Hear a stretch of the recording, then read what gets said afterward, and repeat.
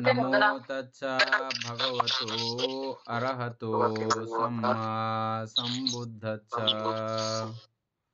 জগৎ পূজ্য মহাকারণিক তথাগত সম্যক সম্বুদ্ধ শ্রীচরণে কৃতজ্ঞ প্রণাম নিবেদন করে প্রজ্ঞাপারমিতে অংশগ্রহণকারী সকল উপাসক উপাসিকাগণের নিরোগ দীর্ঘায়ু সুখী জীবন তথা জ্ঞান বিমণ্ডিত জীবন কামনায় শুরু করতে চলেছি আজকের মহাপরিনির্বাণ সূত্র আলোচনা ক্লাস।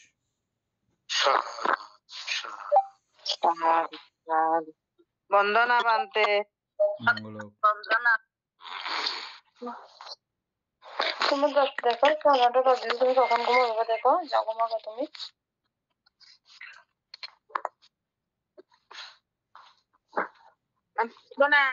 মঙ্গল।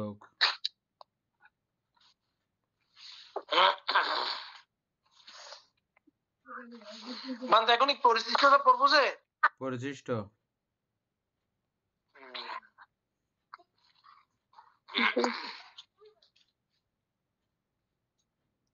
আচ্ছা বান্দা এখন ওই আগে যেটা পড়ছিলাম ওইখানে ওনারা যে পূজা করছিলেন নিত্য বাদ্য এগুলি এভাবে বলা হচ্ছে, এটা আসলে কি ধরনের বিষয়টা? আমার তো নরমালি নিত্য বিষয়টা তো নরমালি আসে না। আছে আছে নিত্যাঞ্জলি ওই সময় এগুলো ছিল না, এই সময় এখনো আছে, এখনো আছে। এখন তো নিত্যাঞ্জলি দেখা যায় না, এখন তো নিত্যটা আর নৃত্য হয়ে গেছে। না, এটা বনবিহারে আমি জাস্ট এখন প্রশ্ন করছি আর কি। বনবিহারে মধ্যে নৃত্যটা আনা যায়নি, তবে গীতটা আনা হয়েছে। আচ্ছা আচ্ছা। প্রত্যেকটা অনুষ্ঠান বরাবরে ভান্তেরা মোটামুটি চেষ্টা করে একটা গান লেখার জন্য, প্রত্যেকটা অনুষ্ঠান বরাবরে ওই অনুষ্ঠানকে ওই দিনকে কেন্দ্র করে, এবং প্রত্যেক বছর একই অনুষ্ঠানকে আলাদা আলাদা করে গান লেখার চেষ্টা করে। আচ্ছা আচ্ছা। হ্যাঁ, তো যেটা সবচেয়ে সুন্দর হয় ওটাই ইয়া করা হয়, আর যে শিল্পী সবচেয়ে ভালো হয় ওকে দিয়ে গাওয়ানো হয়। এগুলোর জন্য বর্মান্তে খুব ভালো ভালো যন্ত্রপাতি নিজস্বভাবেও কিনে ফেলেছেন। ও আচ্ছা। হ্যাঁ, তারপরে খুব উন্নত মানের যন্ত্রপাতিও আছে বনবিহারের মধ্যে। তবে শ্রীলঙ্কাতে নৃত্য এবং গীত দুটার ওই অনুষ্ঠানের মানে পূর্বে, অনুষ্ঠান সূচনার পূর্বে শ্রীলঙ্কাতে দেখি নাই নৃত্যটা, আমি সেজন্য আরো করছিলাম। আমি শ্রীলঙ্কান টেম্পল যেগুলো ইয়াতে ছিলাম, ইয়াতে দেখেছি আমি ইন্ডিয়াতে যেগুলো শ্রীলঙ্কান টেম্পল আছে, মহাবোধি সোসাইটির যে প্রতিষ্ঠান আছে ওখানে আমি গিয়েছিলাম, অনেকগুলো প্রতিষ্ঠানের মধ্যে তাদের নৃত্যাঞ্জলি আছে। এই কম্বোডিয়ান টেম্পলের মধ্যে এখানে আমি যেখানে আছি ওখানেও আছে, তবে তাদের উপযুক্ত শিল্পী নাই বলে ওটা হয় না। তবে এটা নৃত্য না, নৃত্যাঞ্জলি মানে নৃত্যাঞ্জলি। হ্যাঁ, নেচে নেচে বন্দনা করবে বুদ্ধকে, ভিক্ষু সংঘকে। তো দেবতারা যখন ইয়া থেকে শঙ্কাশনগরে নামছিলেন তখনও দেবগণ দেবদমদমি বাজিয়ে এবং স্বর্গের নানাবিধ সুমধুর গান গিয়ে বুদ্ধ কীর্তন করতে করতে ওরা নামছিলেন। হ্যাঁ, এটাকে এবং বুদ্ধ যে নানা সময় নানা গ্রামে যেতেন, গ্রামবাসীরা সবাই মিলে বুদ্ধ কীর্তন করে করেও বুদ্ধকে নিয়ে যেতে অনেক গ্রামে দেখা গেছে। যারা বুদ্ধকে পূর্ব থেকে চিনে জানে বুঝে, হ্যাঁ, ওনারা বুদ্ধ আসলে খুশিতে আত্মহারা হয়ে এরকম বুদ্ধ কীর্তন করার মাধ্যমে, তো বুদ্ধ কীর্তন করতে করতে ওরা নানানভাবে বুদ্ধকে নেচে নেচে শ্রদ্ধা সম্মান জ্ঞাপন করতে করতে, এটা সম্মান জ্ঞাপক।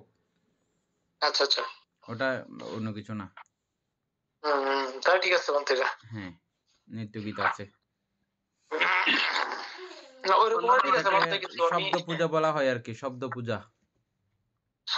আচ্ছা, এটা শ্রদ্ধার মাধ্যমে হবে আর কি, তাই না? হ্যাঁ, শ্রদ্ধা করেই করে।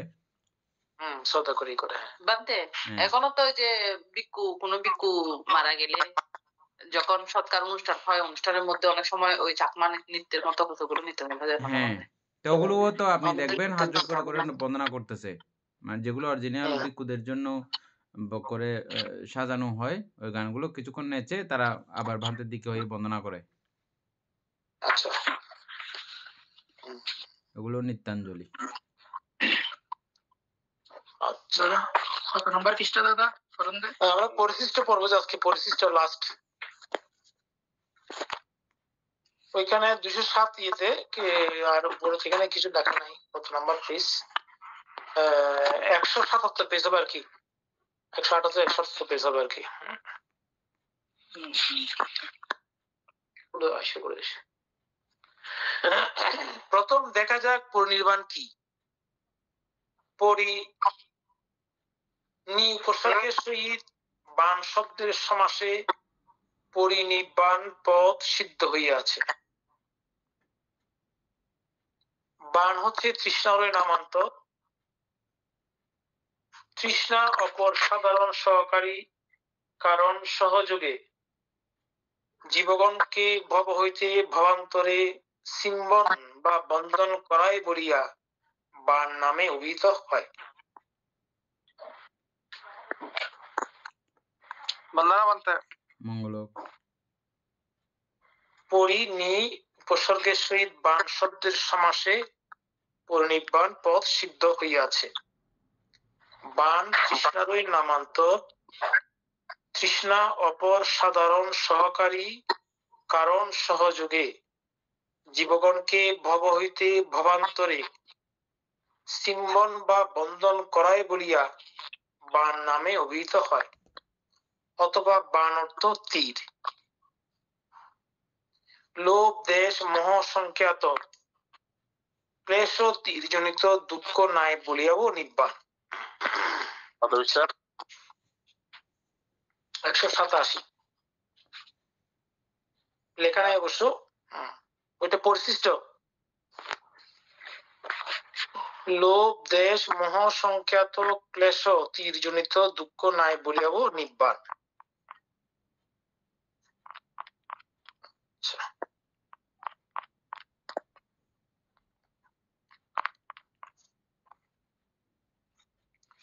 আচ্ছা, উপসর্গে তৃষ্ণার অভাব এবং পরি উপসর্গে সর্বতভাবে অভাব এবং বিধ অর্থ প্রকাশ করিতেছে। অর্থাৎ যে ধর্ম প্রত্যক্ষ করিলে লোকের স্বকীয় তৃষ্ণা বন্ধন বা ত্রয়ী সংখ্যাত তীর নিরবশেষ বিনষ্টীকৃত হয়, তাহাই পরিনির্বাণ। অর্থাৎ যে ধর্ম প্রত্যক্ষ করিলে লোকের স্বকীয় তৃষ্ণা বন্ধন, লোকের স্বকীয় নিজস্ব বন্ধন বা ত্রয়ী সংখ্যাত তীর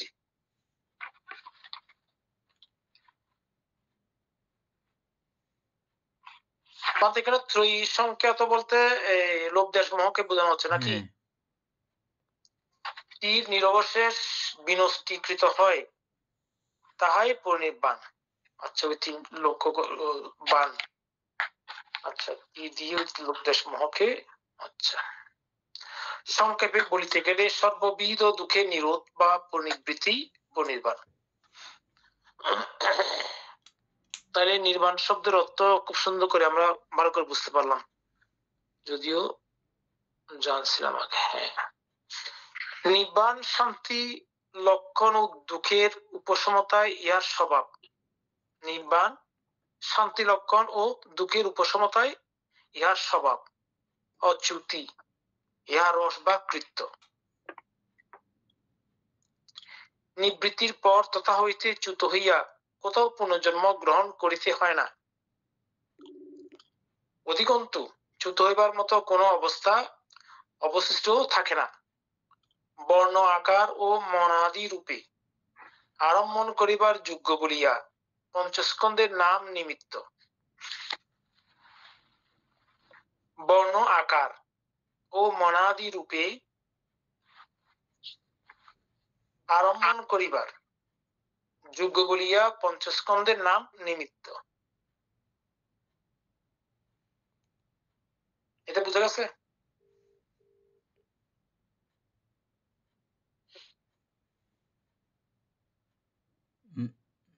না বুঝলে আবার পড়েন।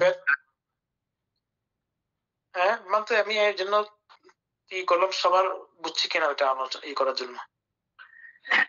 138 পৃষ্ঠা না দাদা? এটা 177 হবে কি পরিশিষ্ট সুকুমার? আচ্ছা, পরিশিষ্টের মধ্যে, হ্যাঁ প্রথম পাতায় ওখানে পেজ নাম্বার নাই।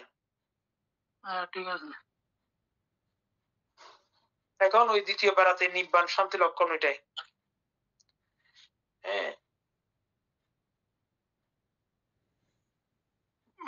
আচ্ছা, নির্বাণ শান্তি লক্ষণ ও দুঃখের উপশমতা ইহার স্বভাব, অচ্যুতি ইহা রস বা কৃত্য, নিবৃত্তি।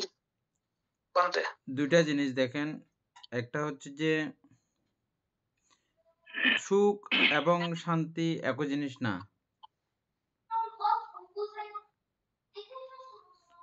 এখানে এই বিষয়টাতে আপনারা খুব সুন্দর করে উপলব্ধি করতে পারবেন। সুখ এবং শান্তি একই জিনিস না। না বলতে সুখ তো এখানে লেখা হয় নাই। হ্যাঁ, এখানে শান্তি লেখা হয়েছে। এমনি তো আপনার পরম শান্তি, পরম সুখ। হ্যাঁ, মাঝে মধ্যে পরম সুখও বলি, তবে কার্যক্ষেত্রে এটা ভিন্ন অর্থে ব্যবহার হয়। তবে এখানে নির্বাণের সুখটা বোঝার একটা উপায় আপনাদের আছে এই লেখাটার মধ্যে। দেখেন, আচ্ছা, এই উপরের নির্বাণ শান্তি লক্ষণ ও দুঃখ উপশমতাই ইহার স্বভাব। এটা দ্বারা আপনারা নির্বাণের সুখটা উপলব্ধি করার একটা সুযোগ আছে এখানে। উপাসিকা বুঝছেন? সুকুমার বাবু বুঝছেন? হ্যাঁ বানতে। বলেন, বুঝে দেন।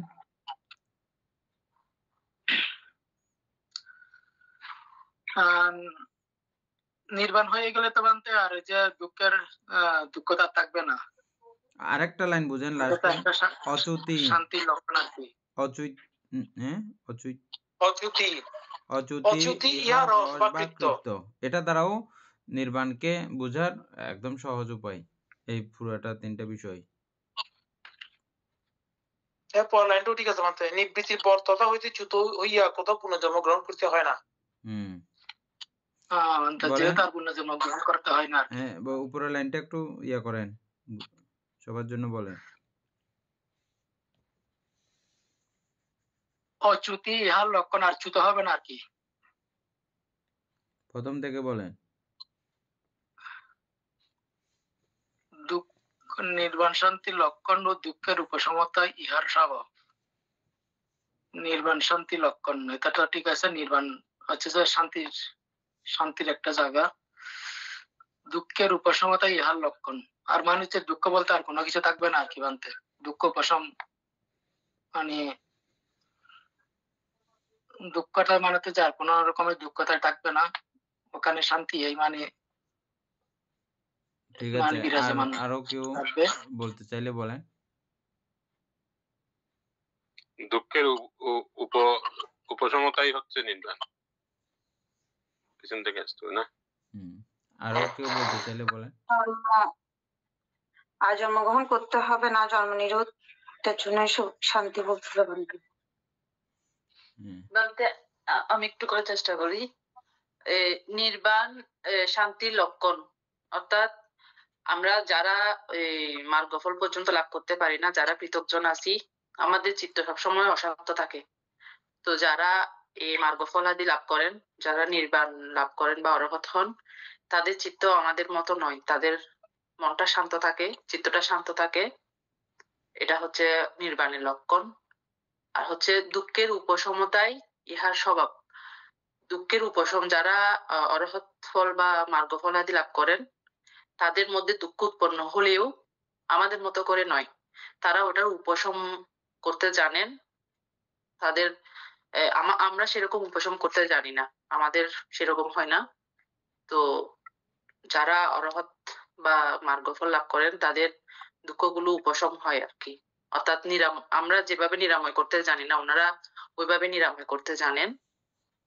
আর অচ্যুতি ইহার রস বা কৃত্য, এখানে বুঝছি মানতে আমরা তো যতবার জন্মগ্রহণ করি ততবার চ্যুত হই, বারবার মৃত্যুবরণ করি। তো এখানে যেহেতু জন্মটাই নিরোধ হয়ে যায়, আর বারবার চ্যুত হওয়ার কোনো বিষয় থাকে না, চ্যুত এভাবে হয় কি বলতে। বানতে বলেন। এখানে আসলে নির্বাণটা মূলত কি এটা বোঝানো হচ্ছে, তাই না? এটার মানে এটা বুঝতে স্বভাবটা পারলে কি? এতদিন বই পড়ে আমরা অভিধর্ম অর্থ সংগ্রহ পড়ে নির্বাণের সংজ্ঞাটাও হ্যাঁ যদি সুন্দর বানতে, করে মানুষকে বলতে না পারি, তো এটা সেজন্যই আলোচনা করতেছি মূলত। হ্যাঁ বানতে, ঠিক আছে, আমি তো এই জন্য বলে দেখবো। হ্যাঁ বলেন। বলেন। না না, বলুক, সমস্যা নেই। নির্বাণ শান্তির লক্ষণ, কেননা আমরা যত জন্মান্তরে ঘুরেছি ততই আমরা কষ্ট পেয়েছি। নির্বাণের কারণে আমাদের পঞ্চস্কন্ধর ভার চলে গেছে, আমাদের নতুন জন্ম আর নিতে হবে না। এটার থেকে আমাদের দুঃখ উপশম হয়ে গেছে। এটার জন্য বলে কি নির্বাণ পরম সুখ অথবা শান্তি।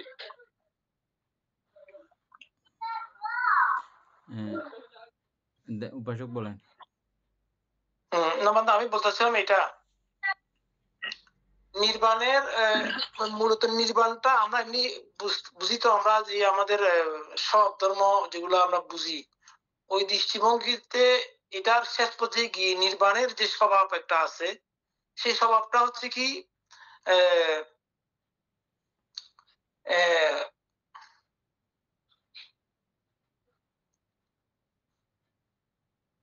চিরশান্তি, যেটা নির্বাণের শব্দ কাটছিল, ভুলে গেলাম। যাও, আমি একটু করে ঘুরে দেখি বের হচ্ছে কিনা।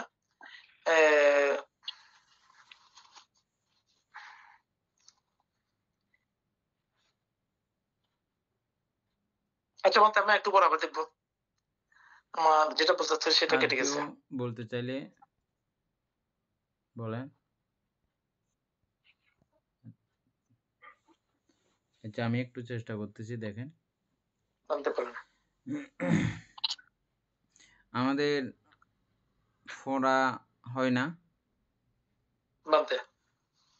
ফোঁড়া যতক্ষণ থাকে ততক্ষণ কিরকম কষ্ট,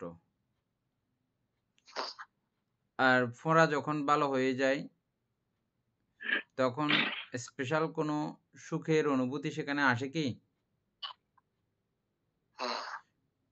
ফোঁড়া যখন ভালো হয়ে যায়, সুখ তো কোনো কিছু এখানে সুখ লাগে যে কখন, যখন আমি কোনো একটা আরামদায়ক কিছু একটা বিষয় লাগাইলাম গায়ে, তখন না সুখ উৎপন্ন হয়। এমনি ফোঁড়া ভালো হয়ে গেছে, ওখানে তো কোনো সুখের ব্যাপার নেই, এ স্বাভাবিক হয়েছে আর কি, আমার আগের মতো। ফোঁড়া ছিল, এতদিন কষ্ট পেয়েছি, ফোঁড়া ভালো হয়ে গেছে, ফোঁড়া উপশম হয়েছে, বুঝছেন? মুহূর্তটার কথা বলতেছিলাম আমি, মুহূর্তটা তো ঠিক আছে, মুহূর্তটার মধ্যে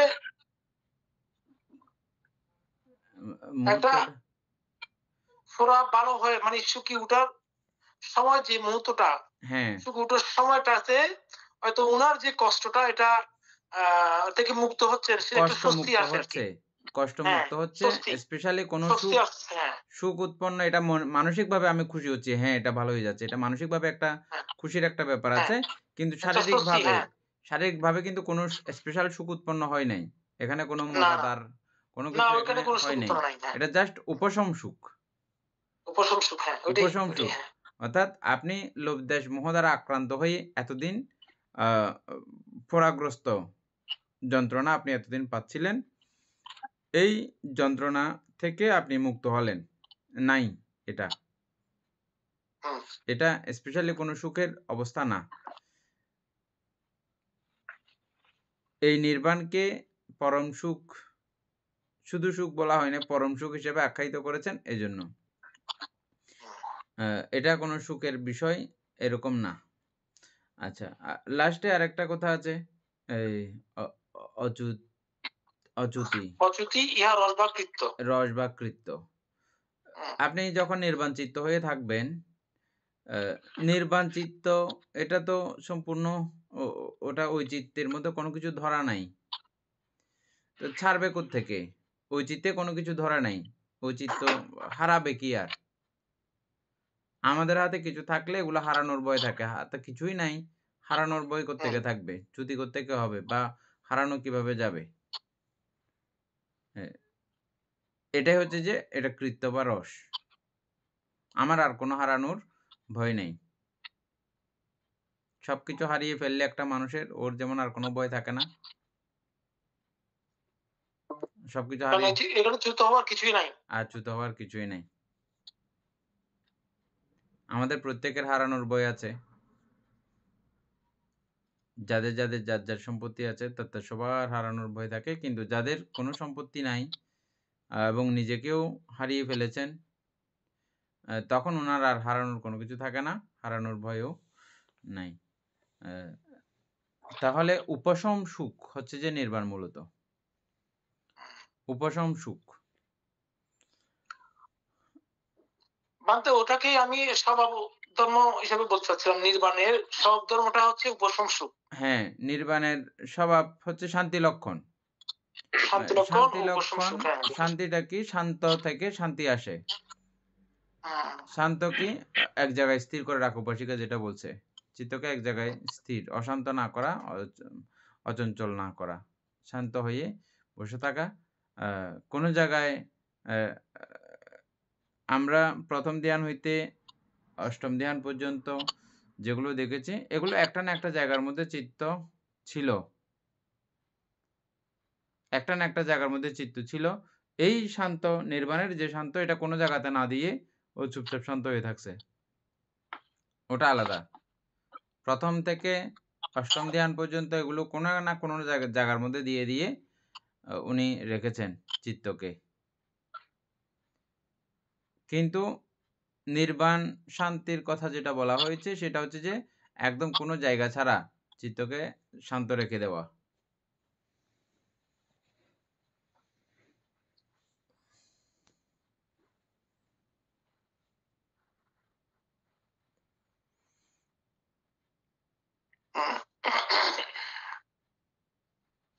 আমি যেটা করতে চাইছি নিশ্চয়ই বুঝছেন। ১ম লাইনে বলা হচ্ছে যে নির্বাণ শান্তি লক্ষণ ও দুঃখের উপশমতাই ইহার স্বভাব। ওর লক্ষণ হচ্ছে শান্তি, চুপচাপ একাগ্র, এটা লক্ষণ। আর সকল দুঃখের উপশম, কোনো দুঃখ আর নাই। দুঃখের উপশম ইহার স্বভাব। অচ্যুতি ইহার রসবাক কৃত্য। আর কোনো কিছু হারানোর, খোয়ানোর আর ভয় নাই। এটা হচ্ছে যে নির্বাণের রস। নিবৃত্তির পর তথা ইহাতে চ্যুত হইয়া কোথাও পুনর্জন্মগ্রহণ করিতে হয় না। এটা আরেকটু আমি যেটা উপরের কথা থেকে বলছি, এটা আর এটা একটু তফাৎ আছে। ওটা ইহকালে নির্বাণকে উপলব্ধি করার কথা বলেছি আমি সরাসরি। বুঝছেন? হ্যাঁ বান্তে। আর এটা আরেকটু সহজ এবং লভ্য, কি বলে যে স্বাভাবিক ভাবে বুঝার জন্য। আর ওটা আপনারা বুঝবেন। আমি যেটা ১ম কথাতে বলেছি।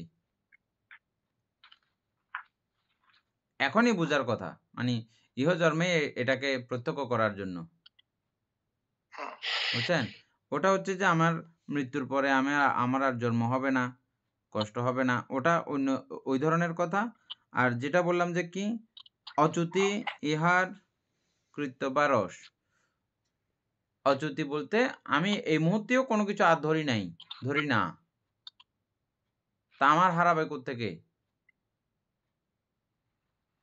হারানোর কোনো ভয় আছে? আচ্ছা বান্তে, এখানে অচ্যুতি শব্দের পরিবর্তে যদি আমরা এমনি আইডিয়া করি, এটা হচ্ছে যে বিরতি।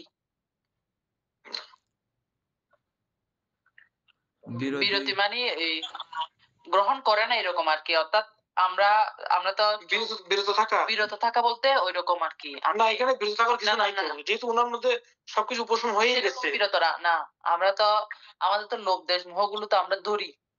আমরা ধরি বলেই তো আমাদের চিত্ত, এরকম চিত্তগুলো এরকম উৎপন্ন হয়, চিত্ত ধরে আর কি। তো যারা অরহৎ হন তাদের চিত্ত এগুলো ধরে না, অচ্যুত থাকে, মানে ওগুলোর মধ্যে আকৃষ্ট হয় না আর কি।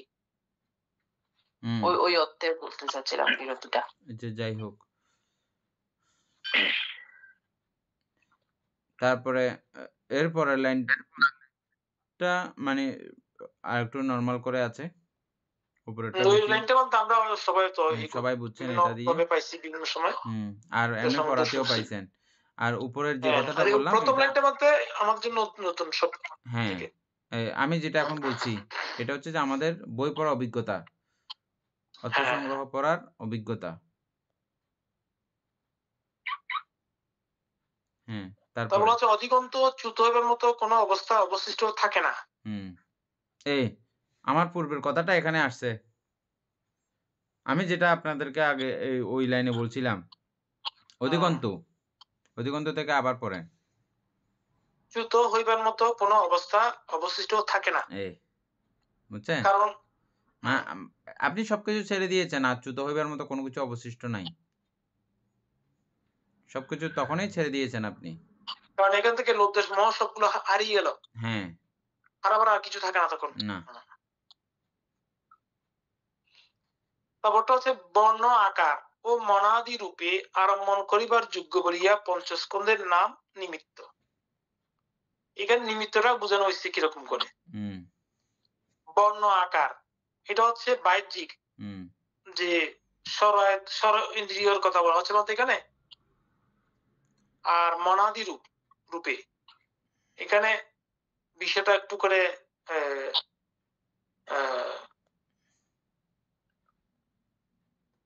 পঞ্চস্কন্ধের নাম নিমিত্ত, অর্থাৎ আমরা নিমিত্ত বলি না, রূপ নিমিত্ত, শব্দ নিমিত্ত, গন্ধ নিমিত্ত বলি না আমরা, নিমিত্ত।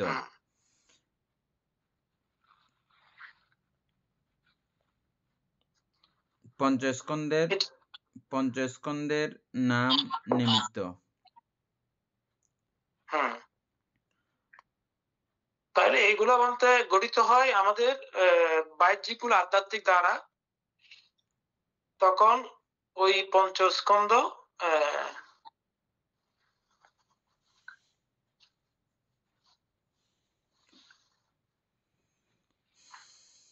না কথাটা একদম ভালো করে মিলছে না। এখানে বর্ণ আকার ও মনাদি রূপে বোঝানো হচ্ছে বর্ণ আকার। বর্ণ আকার বলতে শুধু বর্ণ আকার বুঝলে হবে না, সবগুলোকে বুঝেন। বর্ণ গন্ধ শব্দ রস এরকম বা বর্ণ গন্ধ স্পর্শ স্পর্শ তারপরে হচ্ছে গন্ধ তো বললাম, গন্ধ ধর্ম এগুলোকে আলম্বন বলি আমরা। আরম্ভন করিয়া এগুলোকে অবলম্বন করিয়া, আরম্ভন মানে অবলম্বন করিবার যোগ্য বলিয়া পঞ্চস্কন্ধের নাম নিমিত্ত। আচ্ছা, আরো বলতে বেদনাদি নামের কোনো বর্ণ বা আকার নাই, ঠিক আছে? উহা মনন মাত্র, নিব্বাণে ইহাদের কিছুই নাই। তদ্হেতু প্রত্যুপস্থান বা জ্ঞানগম্য অনিমিত্ততা, অসংখ্যত হেতু আসন্ন কারণ না থাকা ইহার কোনো পদস্থান নাই। ও আচ্ছা, এটা নির্বাণকেই বোঝানো হচ্ছে এখনো।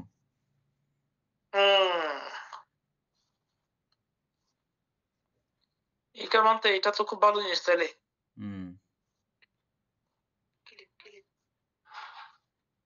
এটা তো পরিস্থিতিটা তো খুব সুন্দর।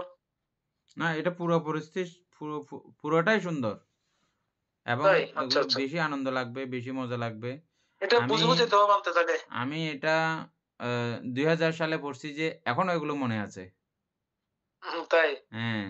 আচ্ছা, এবং এখনো এগুলো কোথাও দেশনা করলে এগুলো মানুষের কান পেতে শুনে থাকে এখনো এই কথাগুলো। এগুলো একটা লাইনকে তো অনেকক্ষণ ব্যাখ্যা করে শেষ করা যাবে না। অনেক কিছু জড়িত আছে প্রত্যেকটা শব্দের মধ্যে। আচ্ছা, তাইলে বলতো এখন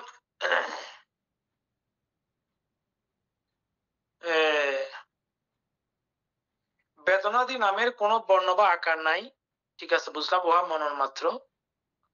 নিব্বাণে ইহাদের কিছুই নাই। আচ্ছা, বেদনার ওই বিষয়গুলো কোনো কিছু থাকে না নিব্বাণে, ঠিক আছে। তদ্হেতু প্রত্যুপস্থান বা জ্ঞানগম্য অনিমিত্ততা,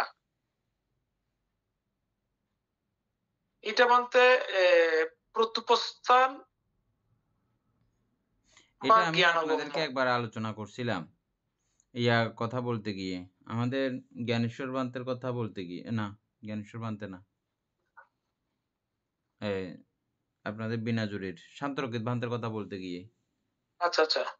বলছিলাম যে শান্তরকিত ভান থেকে ওনার কোনো সাধক শিষ্য, গৃহী শিষ্য আর কি, জিজ্ঞেস করছিল ভান্তে কি নিমিত্ত আসতেছে। আচ্ছা আচ্ছা। এর আগে কখনো এরকম কথোপকথন নাকি ওনাদের হয় নাই।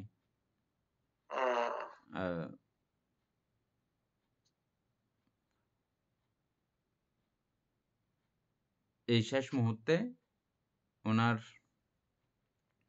অচঞ্চল স্বভাব দেখে অরহৎগণ বা জ্ঞান সমৃদ্ধগণ অনেক সময় মহাপণ্ডিতগণও মার্গফলাদি লাভ করে নাই। মহাপণ্ডিতগণও মৃত্যু সমকালীন এভাবে নিজেকে ধরে রাখতে পারে, নিজেকে শান্ত রাখতে পারে, সব কষ্ট সহ্য করার মতো পাওয়ার শক্তি তাদের থাকে। এই জন্য সরাসরি কথা না বললেও বোঝা যায় না, কথা না বললে এরকম অনেক কিছু প্রমাণিত হয় না। এই জন্য উপাসকে জিজ্ঞেস করছিলেন ভান্তে কি নিমিত্ত আসতেছে। তো ভান্তে বললেন না, কোনো নিমিত্ত আসতেছে না, নিমিত্ত আসবে না। দুই কথা, নিমিত্ত আসতেছে না এবং নিমিত্ত আসবে না। হ্যাঁ বলেছিলেন বলতে, এটা আগে বলছিলাম। এই নিমিত্ত সেই নিমিত্ত আর কি। মানে আমরা নিমিত্ত সম্পর্কে, নিমিত্ত লক্ষণ সম্পর্কে অনেকগুলো পড়ছিলাম না? স্বর্গ নিমিত্ত, স্বর্গে যাওয়ার সময় কিরকম নিমিত্ত, ব্রহ্মলোকে যাওয়ার নিমিত্ত, এরকম অনেক কিছু নিমিত্ত সম্পর্কে আমরা পড়ছিলাম না? হ্যাঁ বলতে, ওগুলোও নিমিত্ত, এগুলোরই প্রক্ষান্তর। এখানে আমরা যে নিমিত্তগুলো দেখতেছি এগুলোরই ওই সাইড দিয়ে ওই বর্ণনা, এই সাইড দিয়ে এই বর্ণনা আর কি। আচ্ছা। নিমিত্ত সেইমই। ঠিক আছে না? তবে যেগুলো স্পেশালি আমরা চ্যুতিক্ষণে কতগুলো নিমিত্তের কথা বলে থাকি, ওই নিমিত্তগুলো একটু আলাদা কন্ডিশন আছে।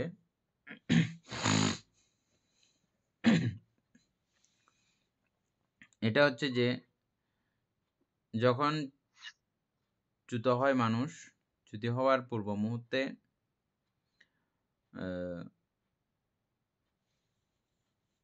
ভবাঙ্গ জগতের, আমাদের তো এগুলো সবগুলো আমরা ইচ্ছা করলে বাজাইতে পারি, শুনতে পারি, আমাদের যেগুলো রেকর্ড করা আছে আর কি। আর ওই মুহূর্তে চ্যুতি মুহূর্তে ওই বিষয়গুলো এত সুস্পষ্ট হয় যে মনে হয় যে এখনই আপনি করতেছেন সেটা। আমরা এটা আলোচনা করছিলাম আগে, মনে আছে? আপনি স্বর্গে যাচ্ছেন, স্বর্গের দেবলোক যদি দেখে থাকেন তাহলে মনে হবে যে আপনি এখনই স্বর্গের দেবতাদেরকে দেখতেছেন। অথবা স্বর্গের পুষ্পবাগান, অথবা স্বর্গের কুটিরগুলো, বিমানগুলো, অথবা স্বর্গের দেবগণ, এগুলোকে একদম পরিষ্কার করে দেখা যায়, আপনি স্বয়ং সেখানে আছেন সেরকম করে। অথবা দানাদি কুশলকর্ম, যেই কুশলকর্মের ফলে সেখানে যাচ্ছেন আপনি এখন, সেই কুশলকর্মটাকে আপনি প্রত্যক্ষ এখন করতেছেন বলে মনে হবে।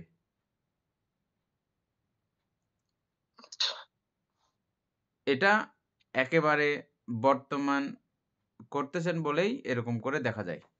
এটাকেই বিশেষ করে নিমিত্ত বলা হয়। চ্যুতি নিমিত্ত। ক্লিয়ার দেখা যায়, হ্যাঁ। ক্লিয়ার করে দেখা যায়। এটা স্বর্গীয় কথা বললাম। অ্যা অপায়ে যাওয়ার সময়ও সেম।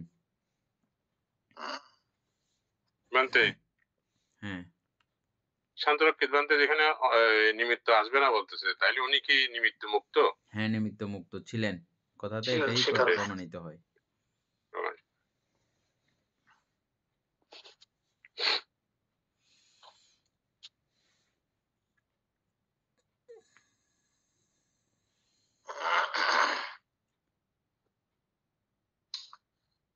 তারপর হচ্ছে অসংগত হেতু আসন্ন আসলে কারণ না থাকায় ইহার কোনো পদস্থান নাই। আমাদের বড়ুয়া বঙ্গীয় বৌদ্ধ ভিক্ষুদের মধ্যে এরকম জ্ঞানলাভী ব্যক্তিত্ব অনেকেই ছিলেন। কিন্তু থাকলেও যারা ওই মাপের জ্ঞানী তারা তো বিহার চাকচক্য এবং লোক সমাগম সহ নানাবিধ যে কার্যগুলো আছে, যেগুলোর কারণে আমরা অতি উৎসাহী হয়ে যাই। হ্যাঁ, মানুষের জনকোলাহল দেখলে ওনার অমুক ভান্তে তো অনেক ভক্তমণ্ডলী। হ্যাঁ, নিশ্চয়ই ওনার কোনো কিছু আছে। এমনি ভক্তমণ্ডলী হইছে নাকি? কিন্তু যারা প্রকৃত অর্থে যারা জ্ঞানী ছিলেন, পণ্ডিত ছিলেন, তাদের বেলায় দেখা যাচ্ছে যে না ওরকম কোনো আ জনকোলাহল এরকম তারা তৈরি করেন নাই। এবং বিহারকেও বিশাল চাকচক্যপূর্ণ করে ফেলেন নাই। যেটা দেখার জন্য মানুষে আকৃষ্ট হয়ে আসবে এরকম কোনো কার্যক্রম ওই পাণ্ডিত্যদের বেলায় দেখা যায় নাই। তো এরকম না হতে গিয়ে আমাদের অনেক এরকম গুণী ব্যক্তিরা ওইভাবে সম্মান পূজা পায় নাই। মানে এই সম্মান পূজা পাইতে হলে আসলে মানুষও জ্ঞানী হইতে হয়। মানুষ থেকেও জ্ঞান লাগে। এমনটা আমাদের সমাজে এটা হয়ে উঠে নাই তখন। যেটা আমরা বনভান্তের বেলায় দেখেছি।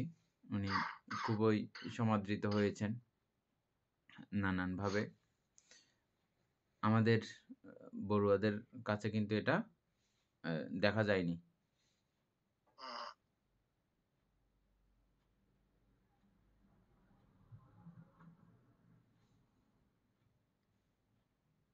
হ্যাঁ, তারপরের লাইন কি একটা পড়ছিলেন যে? অসংগত হেতু আসন্ন কারণ না থাকায় ইহার কোনো পদস্থান নাই। অসংখ্যত এটা তো বুঝেন সবাই। এই কয়েকদিন আগে ওই যেমন তো অসংস্কৃত বলা হয়েছিল। হ্যাঁ, অসংস্কৃত। অসংস্কৃত সম্পর্কে আমরা কয়েকদিন আগে আলোচনা করছিলাম। রানাবাবুর মনে আছে না?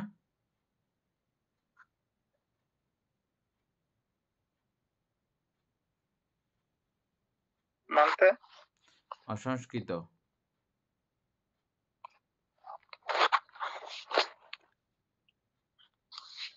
সংস্কৃত উপাসিকা বলেন তো। সংস্কার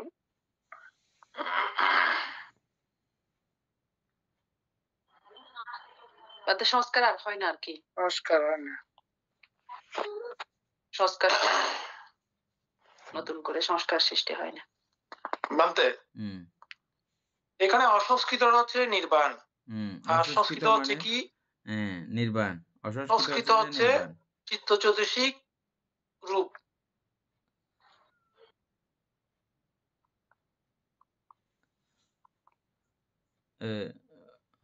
শুকরবাবু বলেন। চিত্তচৈতসিক রূপ সংস্কৃত, আর সংস্কৃত হচ্ছে নির্বাণ শূন্য। নাকি মানতে বলছি না, কি বলছেন? অসংস্কৃত মানে শূন্য আর কি, শূন্য ভাব আর নির্বাণ, অর্থাৎ আর কোনো কিছুর সাথে যুক্ত হয় না। হ্যাঁ, আর সংস্কৃত এটা হচ্ছে অসংস্কৃত ধাতু। আর ওই তিনটা সংস্কৃত আমরা এখন পড়তে পারমাত্মিকটা পুরোটা আসতেছে এখানে। হ্যাঁ, উপাসিকা একটু ক্লিয়ার করেন, আপনি ভালো করে শুনেন। এটা বুঝতে হলে কলাপ চিনে ফেলতে হবে, রূপকলাপ এবং নাম জগতের সর্বকনিষ্ঠ অবস্থা কি? সর্বচিত্ত সাধারণ চতুর্শিক এদিক থেকে, আর ওই দিক থেকে রূপকলাপ। রূপকলাপের মধ্যে চারি মহাভূত, এটা যতই ছোট হোক না কেন, কাল্পনিক জগতে আপনি যতই ছোট করতে পারেন করেন, ওটাকেও আরো 1,00,000 ভাগে ভাগ করেন, ওই সর্বকনিষ্ঠ অবস্থাতেও এই চারি ধাতু তথা এটাকে রূপকলাপ, অষ্টকলাপ বা অষ্টকলাপ। রূপকলাপ এক কথায়। এই রূপকলাপগুলোও সংযুক্ত, একটার সঙ্গে একটা সেখানেও সংযুক্ত রয়েছে। সংযুক্ত মানে সংস্কৃত।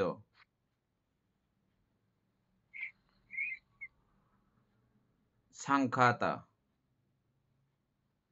আর সংযুক্ত হওয়ার আর কোনো কিছুই নাই, আসাংখ্যাতা। সংযুক্ত হয় না, আর সংযুক্ত না হইলে এই ধাতবতা বলতে আর কোনো কিছু নাই, ধাতব শূন্য। রূপের কথা দিয়ে বললাম এখন। বিদ্যমান তো থাকে না। আর কোনো কিছুই নাই, শেষ। আশঙ্কাতা আর নাই, এখানে জোড়া করতে গেলে লাগবে, আর জোড়া লাগারও কিছু নাই। আশঙ্কাতা, এই আশঙ্কাতা হচ্ছে যে নির্বাণ, কিছু নাই।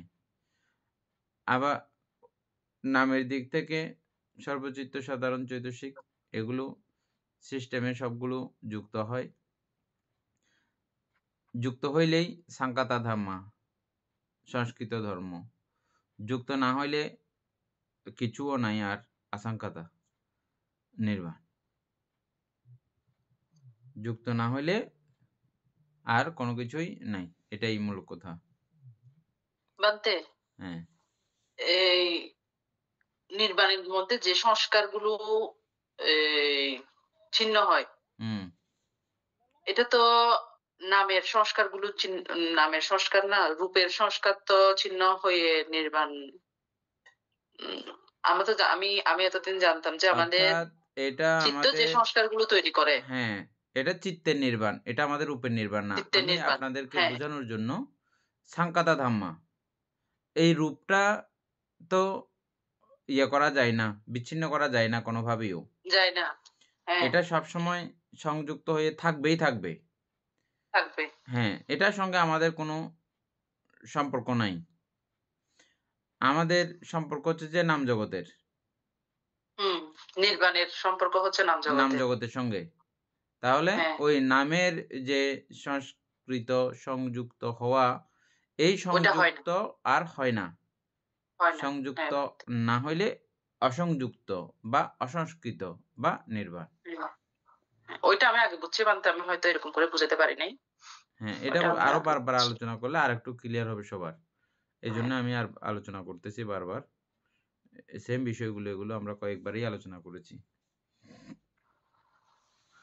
এই পুরো পরিশিষ্টতা খুবই এটা অসাধারণ, প্রীতিদায়ক। গুরুত্বপূর্ণ বলতে এটা দিয়ে আমাদের অনেক মানে উৎপন্ন হবে, বলতে ক্লিয়ার হবে। বানতে, আমরা চিত্ত দিয়ে সংস্কার কিভাবে করি, এটা সংস্কার কিভাবে তৈরি হয়, এটা ভালো করে বুঝলে তারপরে অসংস্কারটা তারপরে বোঝা যাবে। এটা খুব সুন্দর করে আপনারা বুঝেছেন বারবার। আমরা ওটা আলোচনা করার সময় এই বিষয়গুলো বারবার ফুটে ওঠে। কোনটা? আবিজ্য পাচ্ছেয় সাংকারা, অবিদ্যার প্রত্যয় কিভাবে সংস্কার তৈরি হয়, ওটা আলোচনা করার সময় ওই বিষয়টা খুব সুন্দর করে ফুটে উঠেছিল। অর্থাৎ বামতে আমরা যখন এই লোভ, দেশ, মোহগুলোর সাথে জড়াই যাই, ওগুলোকে আমাদের ওগুলোর অনিত্যতাগুলো না বুঝে ওগুলোতে যখন আকৃষ্ট হয়ে যায় তখন সংস্কার হয়। আর যখন অনিত্যতাগুলো বুঝি তখন আর নতুন করে সংস্কার হতে পারে না। ওই বিষয়টা সংস্কার হয় না অন্তত। অবিদ্যার কারণে হয় আর কি, যখন বিদ্যুৎ উৎপন্ন তখন হবে না। উৎপন্ন হলে আর সংস্কারটা হয় না। হ্যাঁ, বিদ্যুৎ উৎপন্ন হলে বর্তমানটা তো হবে না। আর বর্তমানটা না হওয়াটা আমার প্রধান কাজ এখানে। বিপাশনাকারীদের প্রধান কাজ হচ্ছে বর্তমানটা আমি না করা। এই বর্তমানটা না করতে আপনার অতীতে যা আছে সেগুলোও একসময় ছেড়ে দেয়। কিভাবে? আমরা উদাহরণ দিয়েছিলাম, যেমন আপনি কতগুলো দেখতেছেন, একটা টাকার ব্যাগ পেয়েছেন, বড় একটা টাকার ব্যাগ পেয়েছেন। তারপরে একটা টাকা খুললেন এখান থেকে, খুলে ভালো করে দেখলেন, ওমা এটা তো নকল টাকা। বিশ্বাস হচ্ছে না, তারপরও কয়েকজন বিজ্ঞজনকে দেখাইলেন, এটা দিয়ে কোনো কিছু কিনা যায় কিনা দেখাইলেন, দেখলেন না কিনা যাচ্ছে না। তখন এটা ফেলে দিলেন। আমরা যেটা এখন স্মৃতি করি, আমরা যেটা ধ্যান করি, হুম, একটা, একটা এভাবে ফেলে দিচ্ছি যে, বুঝছেন? হুম, মানে ওটা আপাতত আমার কাছে এটা আমার কাছে গ্রহণযোগ্য হচ্ছে না, আমি এটা আর নিচ্ছি না, এটা। কিন্তু টাংবর্তী এখনো কিন্তু অনেক আছে। এগুলোকে এখনো আমি ফেলে দিই নাই। আবার এসে আবার একটা নিলাম। আবারও এটাকে দেখলাম। এবং করতে একসময় এতগুলো দেখলাম। ১০০ টা, ২০০ টা, ৩০০ টা দেখে ফেলছি। ১,০০,০০০ নোট দেখে ফেলছি। ১,০০,০০০ নোট দেখে ফেলছি। কোনটাই হচ্ছে না। আরো, আরো কিন্তু অজস্র আছে কিন্তু এখানে। আরো অগণিত কিন্তু ওই বাক্সটার মধ্যে আছে। শেষ পর্যন্ত বললাম যে, "আমি এতগুলো দেখেছি, এগুলো তো কিছুই হচ্ছে না।" মাঝখান থেকে দেখি তো আরেকটু। এভাবে মাঝখান থেকে আরেকটু দেখে। ছিন্ন-ভিন্ন করে নানান জায়গা থেকে নিতে থাকে। এ একসময় গিয়ে এগুলো তো কিছুই নাই। সবগুলোই তো নকল। একসময় ওই পুরো টাংটা সহ ফেলে দেয়। হুম। বুঝছেন? মানে একটা, একটা করে ১ম আমি কিন্তু যাওয়া শুরু করেছি। অ্যা বিপাশানা মানে হচ্ছে যে আমি ১ম শুরু করেছি, একটা, একটা করে যাবে, যাবে, যাবে। এক পর্যায়ে গিয়ে সবগুলোই আপনি ফেলে দেবেন। অ হুম। অর্থাৎ এটা এইজন্যই বলছি যে আমরা কি এরকম সারাক্ষণ একটা, একটা করে একটার থেকে মুক্ত হবো, একটার থেকে মুক্ত হবো এরকম? হ্যাঁ, সিস্টেম এরকমই।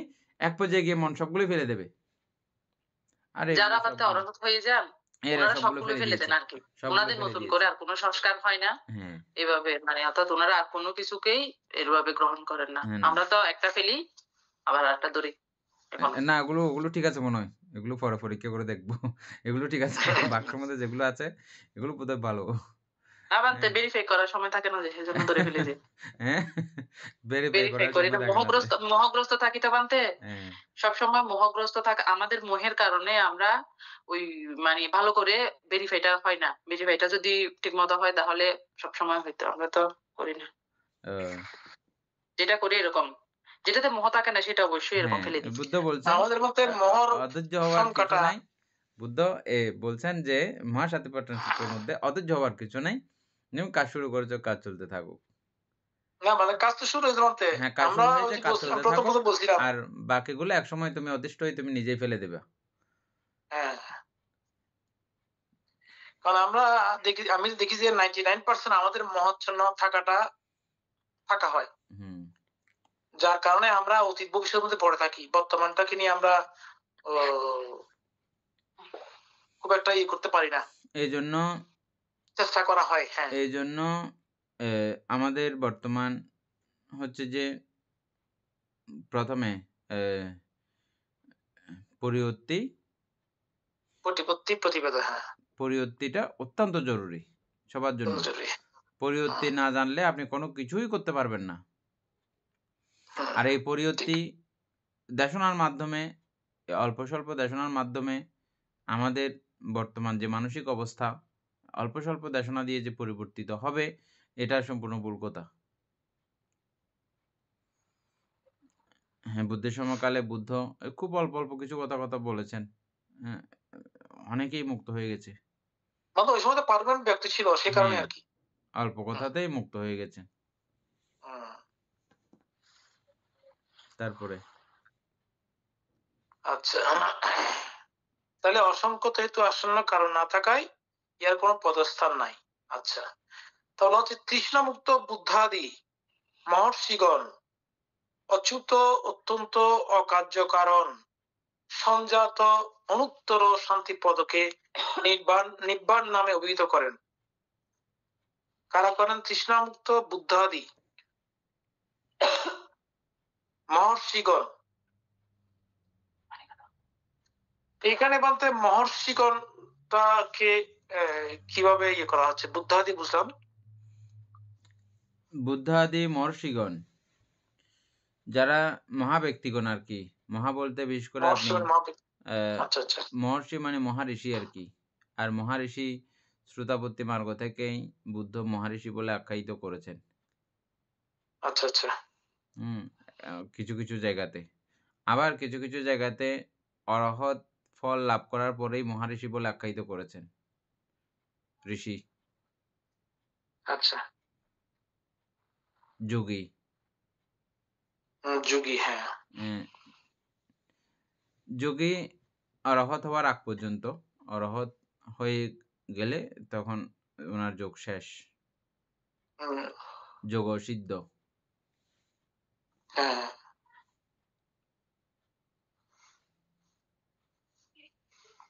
মহর্ষিগণ অচ্যুত, অত্যন্ত অকার্যকারণ, সংজাত। অকার্য কারণ বুঝছেন না?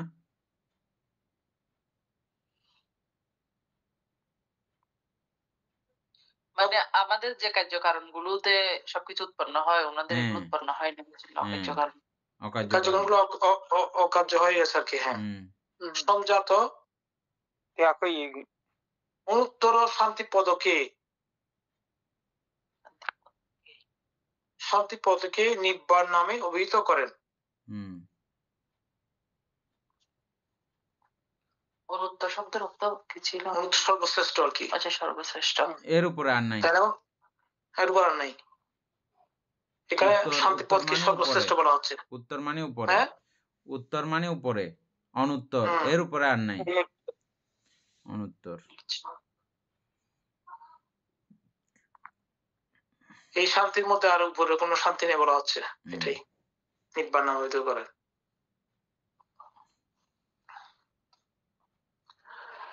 আচ্ছা, একই নিব্বাণ নির্বাপিতের অবস্থা ভেদে সুখপ্রাপ্তির পর্যায় বিশেষে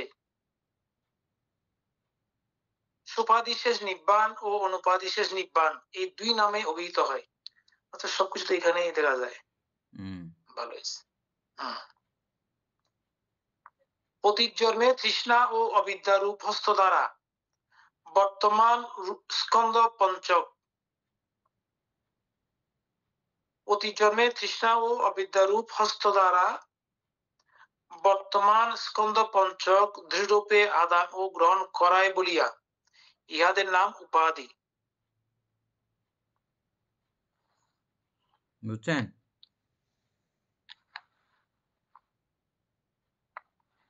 উপাসিকা বুঝছে।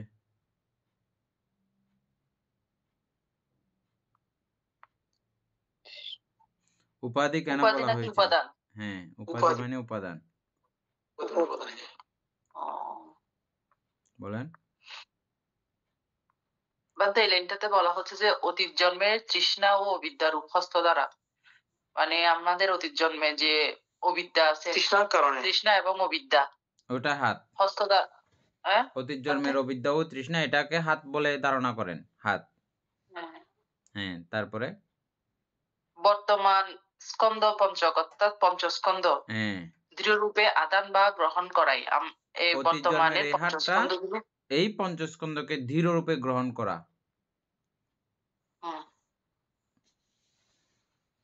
হ্যাঁ, বলি এই হাতের নাম উপাদান হ্যাঁ, বা উপাধি। হ্যাঁ। উপাদীন্য দৃঢ় কঠোরভাবে, খুব সাংঘাতিকভাবে আঁকড়ে ধরার নাম হচ্ছে যে উপাদান। এই উপাদান বিদ্যমান থাকিতে সমুদয় ক্লেশ বিধ্বংস করিয়া যারা অরহত হইয়াছেন তারা সুপাদিশেষ নিব্বাণে নির্বাপিত। উপাদান বিদ্যমান থাকিতে, অর্থাৎ উপাদান বলতে এখানে কথা একটু একটু ইয়ে হয়েছে। ওই উপাদানের দ্বারা, ওই অবিদ্যা এবং তৃষ্ণার দ্বারা সংগৃহীত এই পঞ্চস্কন্ধ ওই হাতে এটাকে এনেছে। হ্যাঁ, এটা এখনো বিদ্যমান আছে। আচ্ছা, এটা বিদ্যমান থাকা এটা না অবস্থায়, থাকলে তো, এটা এটা না বিদ্যমান থাকলে তো থাকা বলতে অবস্থাতেই যিনি এই নিবৃত্তি অধিকার করেন হ্যাঁ, ওনাকে ঠিক আছে তো বলছে উপাধি শেষ, উপাধি শেষ, সুপাদিশেষ বলতে সোপাধি শেষ নির্বাণ, নির্বাণে নির্বাপিত। তার মানে বলা হচ্ছে কি, আমাদের এই যে তৃষ্ণা এবং অতীতের যে তৃষ্ণা ছিল, তৃষ্ণা অবিদ্যা তৃষ্ণার কারণে আমরা বর্তমানে হাত ধরে ওই দুইটা হাত ধরে আমরা বর্তমানে এই দেহ লাভ করেছি। হ্যাঁ, এই পঞ্চস্কন্ধ লাভ করেছি। এই পঞ্চস্কন্ধ এই থাকা অবস্থায় যদি আমরা ক্লেশ সমুদয় বিধ্বংস করতে পারি, তখন এটাকে বলা হয় সুপাদিশের নির্বাণে নির্বাপিত। সোপাধি শেষ বললে বুঝে সৌপাধি শেষ, হ্যাঁ। উপাধি শেষ। সৌপাধি শেষ, সবকিছু শেষ। হ্যাঁ, না উপাধি হ্যাঁ। শেষ মানে হচ্ছে যে উপাদান আরো উপাদান হওয়ার মতো অবস্থা আর নাই, উপাধি নাই। শেষ। আর মানে ইহ জন্মে না, ওইটাকে উপাধি শেষ না লিখে এখানে সোপাধি শেষ লিখে ফেলছে। হ্যাঁ, এটাই লেখা কিন্তু- থাকে সব জায়গায়, কিন্তু আপনি বোঝার সময় ওভাবেই বুঝবেন। উপাধি শেষ মানে এটার ভিতরে একটা অর্থ আছে আর কি, উপাধি হ্যাঁ। শেষ আর হুম। উপাধি হওয়ার ইয়া নেই, সুযোগ উপাদান নাই। হওয়ার সুযোগ সুযোগ নেই। নাই। ওইটা উপাধি শেষ। তো বলতে বলতে সবকিছু বুঝে না। হ্যাঁ, হ্যাঁ, সব বলতে কি শ্বশুর হ্যাঁ। এটা উপদেশ শ্বশুরের যেটা একটাই নির্বাণ লাভ বুঝাই। করেন, সুপাদি শেষ মানে সবকিছু শেষ। সুপাদি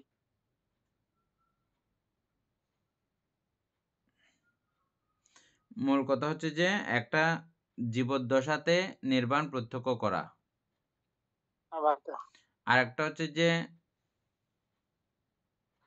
একবারে দেহ সমাপ্তি, দেহ নাই আর। এটা হচ্ছে উৎপন্ন হওয়ার উপাদান শেষ করা। হুম,